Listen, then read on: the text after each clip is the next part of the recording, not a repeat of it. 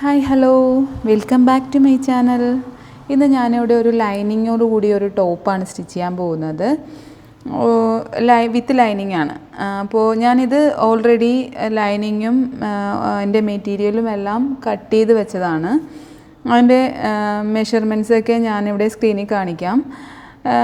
Neck cut ചെയ്തിട്ടില്ല കേട്ടോ. Neck ഞാൻ സ്റ്റിച്ച് ചെയ്യുന്ന സമയത്താണ് കട്ട് ചെയ്യാറുള്ളത്. അപ്പോൾ അതിൻ്റെ ഫ്രണ്ട് നെക്കാണ് ഞാൻ വരയ്ക്കുന്നത്. വിത്ത് എടുത്തിരിക്കുന്നത് 4 ഇഞ്ചും ലെങ്ത് 6 എനിക്ക് വേണ്ടത്. ഞാൻ 5 വരച്ച് വരച്ചതിന് ശേഷം 1 ഇഞ്ച് താഴ്ത്തി ഒന്ന് മാർക്ക് ചെയ്തിടുന്നുണ്ട്. കാരണം ഞാൻ ഈ ഒരു ടോപ്പിന് നെക്ക് വയ്ക്കാൻ ഉദ്ദേശിക്കുന്നത് വി ഷേപ്പാണ്. അപ്പോൾ അതിന് വേണ്ടിയിട്ടാണ് ഞാൻ അങ്ങനെ അളവ് വരച്ചിട്ടിരിക്കുന്നത്. അതിനുശേഷം കണ്ടോ, ഞാനത് വരച്ചെടുത്തു. എന്നിട്ട് നമ്മളുടെ ടോപ്പിൻ്റെ മെറ്റീരിയലിൽ നല്ല ഭാഗത്ത് ഈ ലൈനിങ് വരച്ച് വെച്ചിരിക്കുന്ന ലൈനിങ്ങും കൂടെ എൻ്റെ മേലെ വെച്ചതിന് ശേഷമാണ് അതിൻ്റെ നെക്ക് ഞാൻ സ്റ്റിച്ച് ചെയ്യുന്നത്. നമ്മൾ വരച്ച് വെച്ചിരിക്കുന്നത് കൊണ്ട് തന്നെ അതിലൂടെ സ്റ്റിച്ച് ചെയ്യാൻ വളരെ എളുപ്പമാണ്. അല്ലെങ്കിൽ തന്നെ വി ഷേപ്പ് സ്റ്റിച്ച് ചെയ്യാനായിട്ട് ഒരു ബുദ്ധിമുട്ടുമില്ല.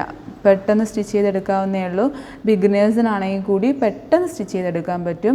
അതിനുശേഷം ഒരു ചെറിയ കട്ട് ചെയ്തതിന് ശേഷം ചെറിയ കട്ട് കൊടുത്തതിന് ശേഷമാണ് ആ ലൈനിങ് തിരിച്ചെടുത്തതിന് ശേഷം അതിൻ്റെ എൻഡ് പോർഷനിൽ കൂടി അടിച്ചെടുക്കുക. എൻഡ് പോർഷനിൽ കൂടി അടിച്ചെടുത്തതിന് ശേഷം കണ്ടോ, നല്ല പെർഫെക്റ്റായിട്ട് നമുക്ക് ആ ഒരു വി നെക്ക് സ്റ്റിച്ച് ചെയ്തെടുക്കാൻ പറ്റും. അതുപോലെ തന്നെ ബാക്ക് പോർഷനിലെ നെക്ക് റൗണ്ടാണ് ഞാനിവിടെ സ്റ്റിച്ച് ചെയ്യുന്നത്. ഞാൻ വരച്ചെടുത്തു. ഞാൻ ആ ഒരു ബാക്ക് പോർഷനും കൂടി സ്റ്റിച്ച് ചെയ്തെടുത്തിട്ടുണ്ട്. സ്റ്റിച്ച് ചെയ്ത് അതും കട്ട് ചെയ്ത് എടുത്തതിന് ശേഷം കട്ട് ചെയ്തിട്ട് അതുപോലെ തന്നെ ചെറിയ കട്ട് കൊടുത്തിട്ടാണ് കേട്ടോ ഞാൻ തിരിച്ചെടുക്കുന്നത്. തിരിച്ചെടുത്തതിന് ശേഷം നമുക്ക് ഷോൾഡർ ജോയിൻറ്റ് ചെയ്യാം.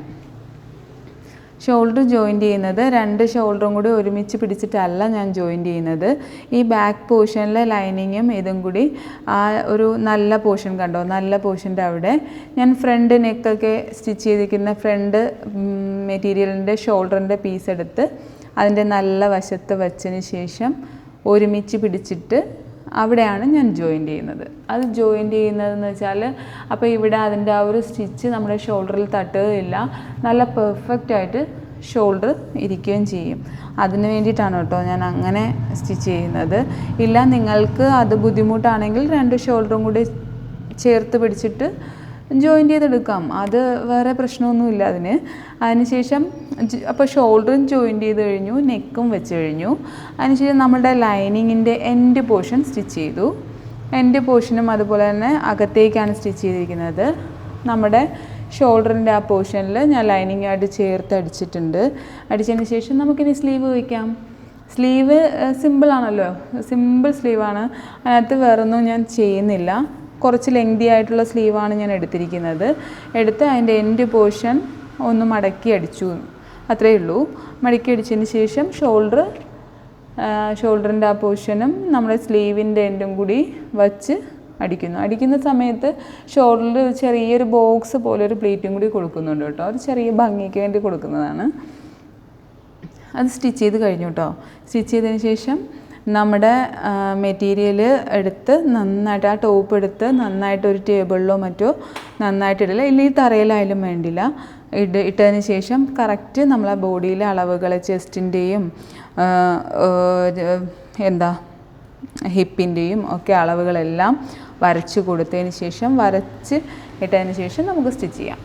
അത് സ്റ്റിച്ച് ചെയ്യുമ്പോൾ നമ്മൾ ഹിപ്പിൻ്റെ ആ ഒരു പോർഷനിൽ നിർത്തിയതിന് ശേഷം തിരിച്ച് റിട്ടേൺ എടുക്കണം കേട്ടോ. അവിടെ കുത്തി നിർത്തിയതിന് ശേഷം തിരിച്ച് സ്റ്റിച്ച് ചെയ്തെടുക്കും. അപ്പോൾ നമ്മുടെ ആ ഒരു ബോഡി പാർട്ടിൽ 2 സ്റ്റിച്ച് ആവുകയും ചെയ്യും.